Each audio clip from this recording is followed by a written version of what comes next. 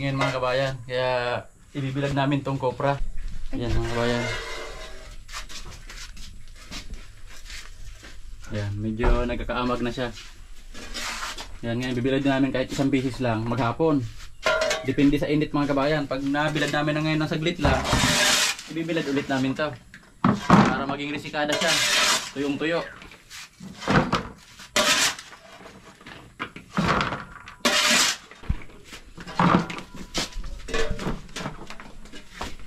Titingnan natin mga kabayan kung magkano yung magiging bilhin nito sa akin pag risikada na siya.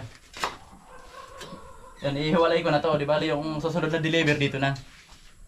Ito muna yung sasampulan ko kung magiging ilan to.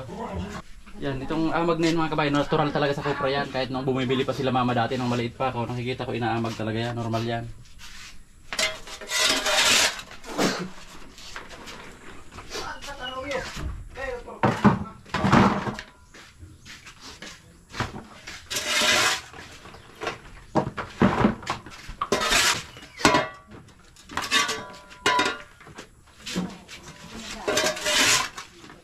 Uminit lang maghapon, okay na to.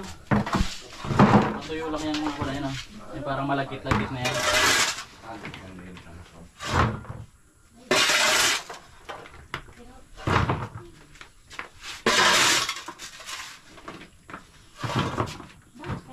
Lalaki ang muscle ko nito dito. Araw-araw bilad ng kopra.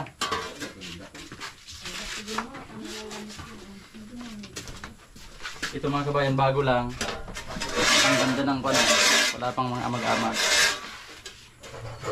Maganda pa. Ito pag na-stack na ganyan na mga ilang araw na ganyan na. Kaya kailangan daw yung budiga mga kabayan, kulob talaga. Saradong sarado para mainit yung loob. Natutuyo siyang kusa.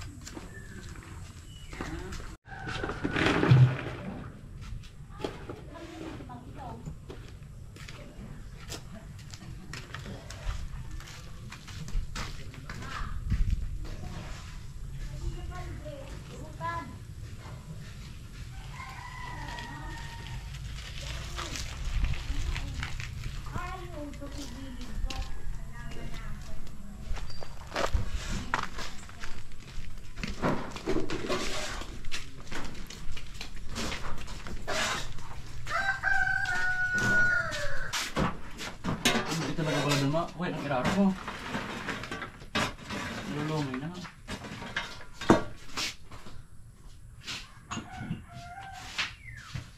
Pero mainit ang iraro mo. Dapat talaga kulog. Mainit ang ilalim.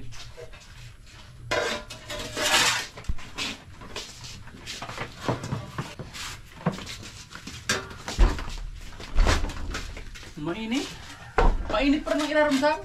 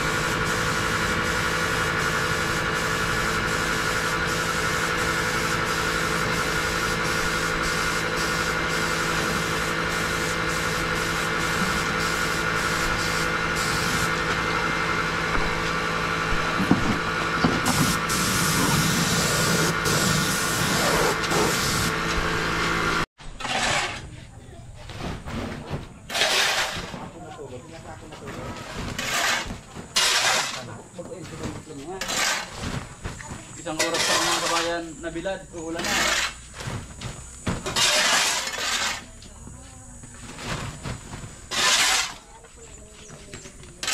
Pero natuyo-tuyo na rin ang ganyan.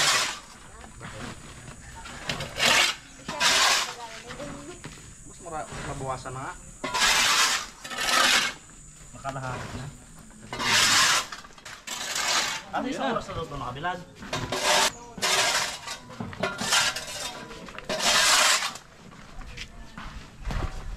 Ayan ha.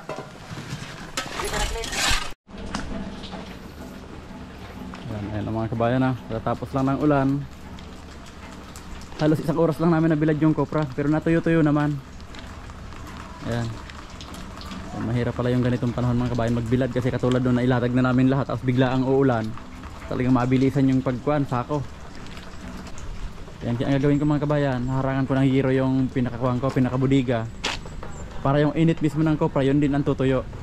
Tutuyo sa kopra. Ayan, sarili niyang init. Yan, kasi yung ibang mga kabayan hindi naman nagbibilad, ini-stack lang talaga, patong-patong lang. Ayan.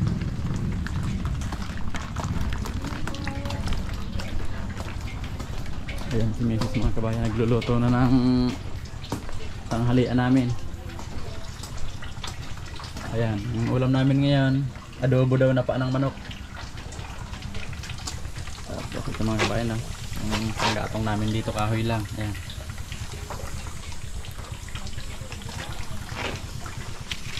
Sagbit lang kumulo yan mga kabayan. Ayan.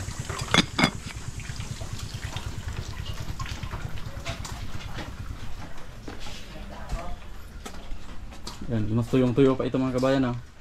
Yan, ito mga kabayan, mag-ilang araw na to. Ayan, patuyo na yan. Kasi yung resikada daw mga kabayan kailangan 2 linggo pataas na stock. Para nakalabas na yung kanya moisture. Yan, pero ito mga kabayan, maganda yung pagkakaluto nito, tuyong-tuyo.